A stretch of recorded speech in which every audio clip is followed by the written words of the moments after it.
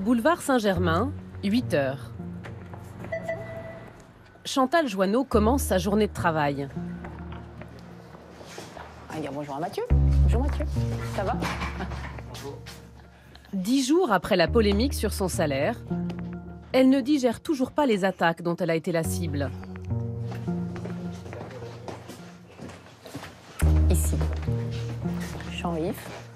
L'ancienne ministre des Sports préside la Commission nationale du débat public. Voilà. Avec qui je travaille, qui s'occupe, qui fait tout. Avec sa petite équipe, 10 salariés, elle s'est retrouvée en pleine lumière lorsqu'Emmanuel Macron lui a confié l'organisation de son grand débat national. Partie du dossier grand débat. Et donc on donnait des choses extrêmement claires sur, par exemple, comment organiser votre salle pour qu'elle soit la plus circulaire, pour vraiment mettre tout le monde en fait sur un pied d'égalité et casser cette hiérarchie qui est particulièrement insupportable et mal vécue. Tout était prêt. Mais le 7 janvier, un article de la presse spécialisée révèle le salaire pas très gilet jaune de la présidente. 176 000 € bruts par an, 14 600 € par mois. En 24 heures, cette indiscrétion devient une affaire d'État. Sur le plateau du 20h, Chantal Joanneau jette l'éponge. Elle ne pilotera pas le grand débat national. J'ai décidé de me retirer du pilotage de ce débat. C'est une mise en cause de mon intégrité qui m'est parfaitement insupportable. Après, c'est aussi une occasion finalement de mettre la question sur la table. La question est légitime. Si moi j'ai demandé au président de la République de réduire mon salaire en lui disant c'est quand même votre responsabilité, moi je peux pas le faire toute seule. En pleine crise des Gilets jaunes, le salaire élevé de Chantal Joanneau fait scandale. Mais ce n'est pas le seul cas. D'autres présidents d'autorités indépendantes touchent même plus. Celui de l'autorité des marchés financiers, 19 900 € bruts par mois. De l'autorité de sûreté nucléaire, 18 600 €. Ou encore du CSA, 15 725 €. C'est plus que le président de la République, 15 140 € bruts par mois. Ces montants-là sont publics, mais il y a d'autres salaires en or dans la République. Ultra confidentiels, ceux-là. Au ministère des Finances, on peut gagner jusqu'à 21 000 € net par mois. Un secret bien gardé par la forteresse de Bercy. Même les ministres qui s'y sont attaqués ont eu du mal à la faire plier.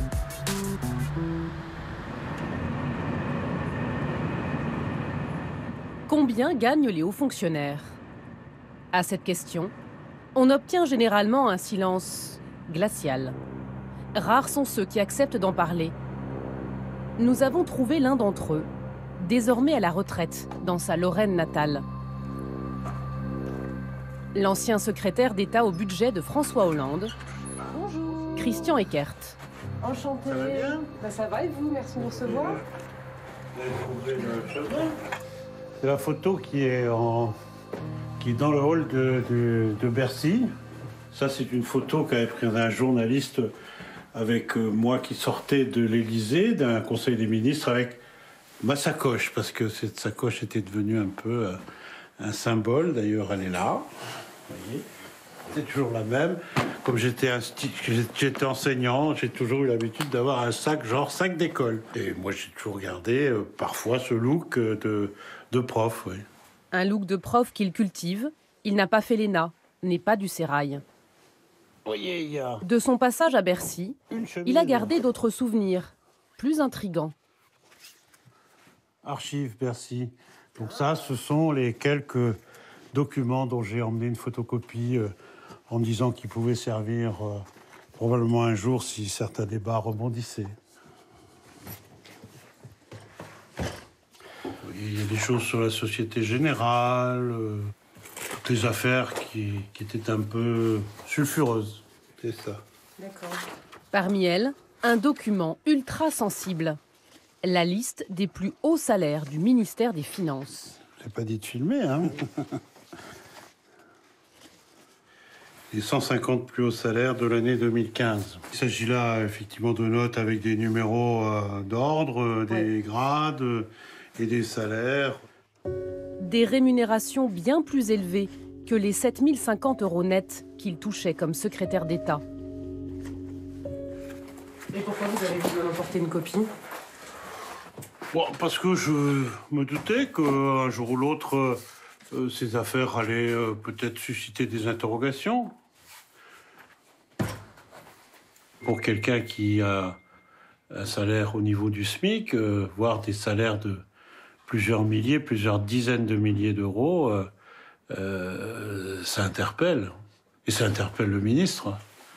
Le ministre que j'étais, ou le secrétaire d'État que j'ai été, valider des salaires 4, 5, 6 fois supérieurs aux siens, qui était déjà un salaire plutôt confortable.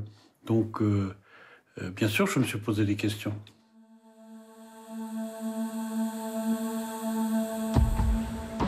Cette liste, qui n'aurait jamais dû être divulguée, la voici.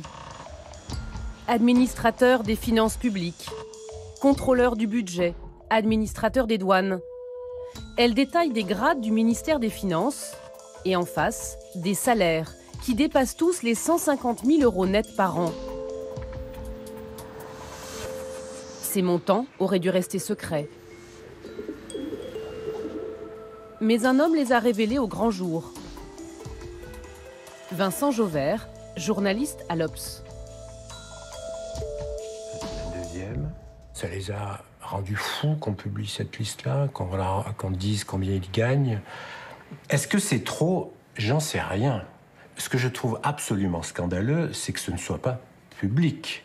Et encore une fois, qu'ils dépensent une énergie considérable à cacher ces rémunérations. Pourquoi dépensent-ils tant d'énergie? Peut-être parce que certains dans la liste gagnent effectivement trop. Et puis en plus, ce sont, ne l'oubliez pas, pour cela, des gens qui collectent l'impôt. Et donc, des gens qui collectent l'impôt gagnent autant, ça peut troubler les Français. Tout en haut du palmarès, en 2015, le directeur régional des finances publiques d'Île-de-France. 255 579 € net par an, plus de 21 000 par mois. L'ancien secrétaire général de Bercy est aussi en bonne place, avec 188 479 € net, plus de 15 000 par mois.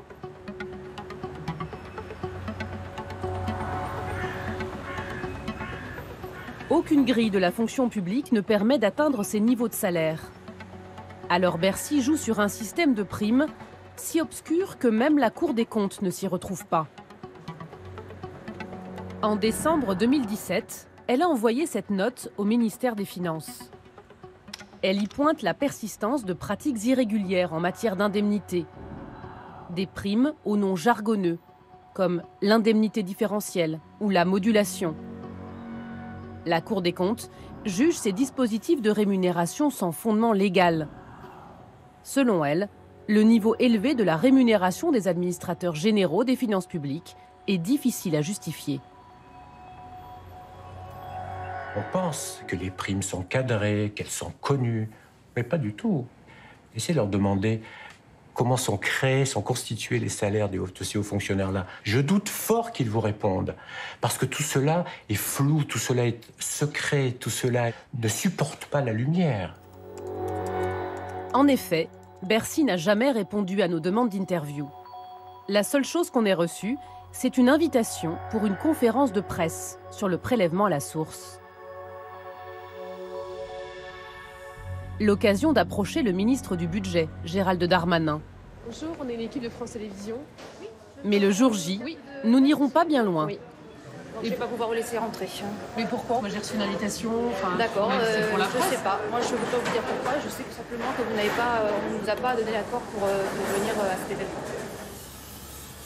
Nos noms ont été rayés de la liste, sans explication. Les salaires ici, c'est un sujet tabou.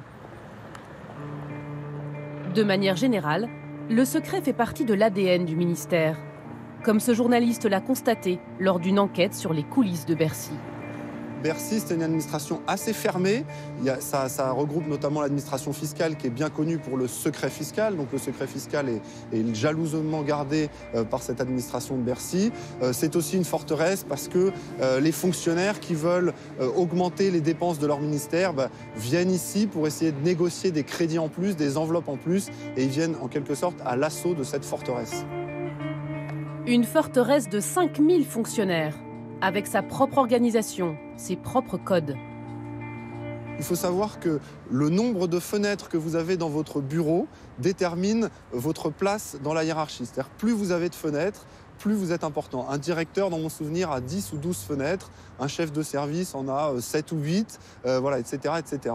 Et quand vous avez 2 fenêtres et que vous êtes 4 dans le même bureau, bah, c'est que vous êtes un fonctionnaire plus classique. Au sommet de la hiérarchie, le ministre. Pourtant, quand il s'agit de salaire, le patron lui-même a beaucoup de mal à obtenir des informations. Jean Arthuis a été ministre de l'économie et des finances sous Jacques Chirac, entre 1995 et 1997. À l'époque, il avait demandé la liste des 50 plus hautes rémunérations de son ministère. 24 ans plus tard, il se souvient encore des réactions crispées à sa demande. Bien, monsieur le ministre, mais étonnement. Étonnement parce que apparemment cette liste n'existe pas. Et donc je crois que ça va être compliqué de l'établir. Et j'ai dû la demander une dizaine de fois. Et je l'ai obtenue au bout de 6 mois. Et sur papier non photocopiable. Un culte du secret absurde, selon l'ancien ministre. Pour lui, ces salaires n'ont rien de scandaleux. Du côté de Bercy, et c'est vrai, on travaille intensément. Quand on vient le soir, tard, beaucoup de bureaux sont allumés. Mais le vrai sujet, c'est de savoir si chacun est bien à sa place. Il y a des gens très efficaces et pour lesquels on peut dire qu'on en a pour son argent. Mais il y en a d'autres qui sont dans des placards ou dans des postes de convenance. Et là, je pense qu'on n'en a pas pour son argent. Et un peu de transparence aiderait à remettre l'église au centre du village. Un président de la République a osé à son tour mettre la question des rémunérations sur la table. François Hollande. C'était même l'une de ses promesses de campagne. Si je suis élu président de la République, il y aura une baisse de 30% du salaire du président de la République et des militaires. Ce sera chose faite dès son premier Conseil des ministres. En coulisses, à l'époque, il souhaite aussi demander un geste aux hauts fonctionnaires qui gagnent plus que lui. Marie-Lise Lebranchu, sa ministre de la fonction publique, est chargée d'obtenir le Graal, la liste complète des plus hauts revenus de la République.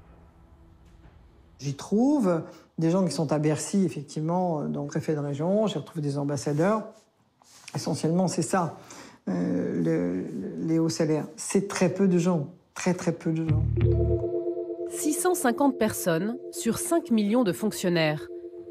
Une caste, selon l'ancienne ministre, qui se partage les meilleurs postes et sort du même moule, les grandes écoles, l'ENA en tête. Vous avez une vingtaine d'années ou un peu plus, vous sortez dans un classement, donc vous êtes parfaitement formaté à être un bon élève, vous sortez dans les 15 premiers, et à vie, vous rentrez dans un système de réseau qui va vous protéger et qui va vous permettre de faire carrière, y compris en faisant des allers-retours public-privé. Car ils sont nombreux, ces hauts fonctionnaires, à être tentés par le pantouflage dans le privé, pour y gagner jusqu'à 5 fois plus. Ils peuvent être détachés pendant 10 ans, avec la garantie de revenir à tout moment, bien au chaud, dans l'administration publique. Prenez la promotion d'Emmanuel Macron, la fameuse promotion Sangor. Sur ses camarades qui ont choisi comme lui l'inspection générale des finances, Marguerite Bérard est aujourd'hui directrice de la banque de détail de BNP Paribas. Sébastien Proto, directeur de la stratégie à la Société Générale. Pierre-Alain de Malray, directeur de Santiane, un groupe d'assurance. Ils ont choisi le privé après plusieurs années dans des cabinets ministériels. D'autres sont partis pour Carrefour, Capgemini, Suez ou des fonds d'investissement. Des transferts parfaitement légaux, mais qui posent un autre problème, le risque de conflit d'intérêts. Michel Sapin, l'ancien ministre de l'économie, en a fait lui-même l'expérience. En 1993, après un échec électoral, il est tenté par un job d'avocat fiscaliste. Mais il va vite déchanter. Il y avait une loi qui s'appelait la loi Sapin, la première, Et donc, beaucoup de cabinets me disaient « Ah, mais c'est très bien, vous allez pouvoir travailler sur la loi Sapin. On a beaucoup de gens qui aimeraient pouvoir essayer d'éviter tel ou tel truc. » Et je dis « Bah non, déontologiquement, non. Il y a la loi Sapin, et les gens pour appliquer la loi Sapin. Moi, je suis pas là pour voir comment on peut contourner la loi Sapin. Déontologiquement, c'est non. Je peux être utile sur beaucoup d'autres aspects. » Ah, il disait « C'est très bien, vous avez vraiment une très belle ambition déontologique, on vous félicite. Mais ça ne nous intéresse pas. » Michel Sapin continuera finalement de servir l'État, comme ses camarades de l'ENA, François Hollande et Jean-Pierre Jouyet. Bonjour, ça va bien? Merci de nous recevoir. Merci à vous. Un habitué des ors de la République. 40 ans au cœur du pouvoir. Président de l'autorité des marchés financiers. Ministre des Affaires européennes de Nicolas Sarkozy. Secrétaire général de l'Élysée sous François Hollande.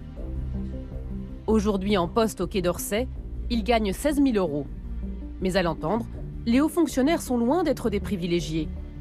Sa retraite, par exemple, sera calculée sur son statut d'inspecteur général des finances. Salaire à l'époque, 9 000 €. Je peux vous dire que ce n'est pas des sommes extrêmement élevées.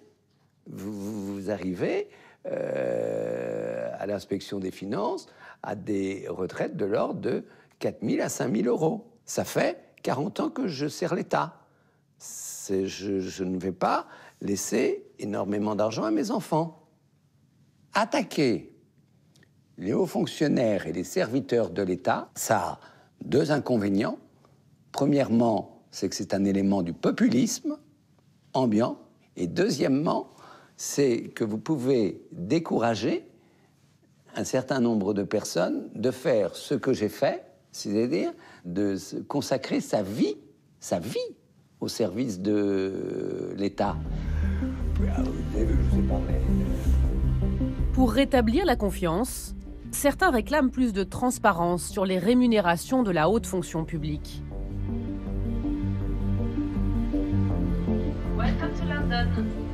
De l'autre côté de la Manche, c'est devenu une réalité. Tous les salaires des hauts fonctionnaires et des députés sont publics depuis 2010. Cette année-là, un immense scandale éclabousse des parlementaires britanniques, accusés d'avoir fait passer des milliers de livres sterling de dépenses personnelles en notes de frais. Aujourd'hui, tout est accessible en ligne sur un site internet. Vous pouvez voir sur cette liste les noms des généraux de l'armée, des directeurs de plusieurs ministères. Et à côté, vous pouvez voir les niveaux de salaire. À mon sens, les gens ne regardent pas vraiment. Ça les ennuie, ces tableaux de chiffres. Mais c'est leur argent. Et s'ils ont envie de voir, ils en ont la possibilité. Les députés, comme les hauts fonctionnaires, n'aiment pas ça. Ils n'aiment pas qu'on révèle leur salaire. Mais ça renforce leur sentiment de responsabilité et d'honnêteté vis-à-vis des contribuables sur la façon dont on dépense leur argent. En France, un sénateur propose une loi pour rendre publiques les rémunérations des hauts fonctionnaires. Après les ministres, les parlementaires, les élus locaux, il espère ainsi faire tomber le dernier bastion, les grands commis de l'État.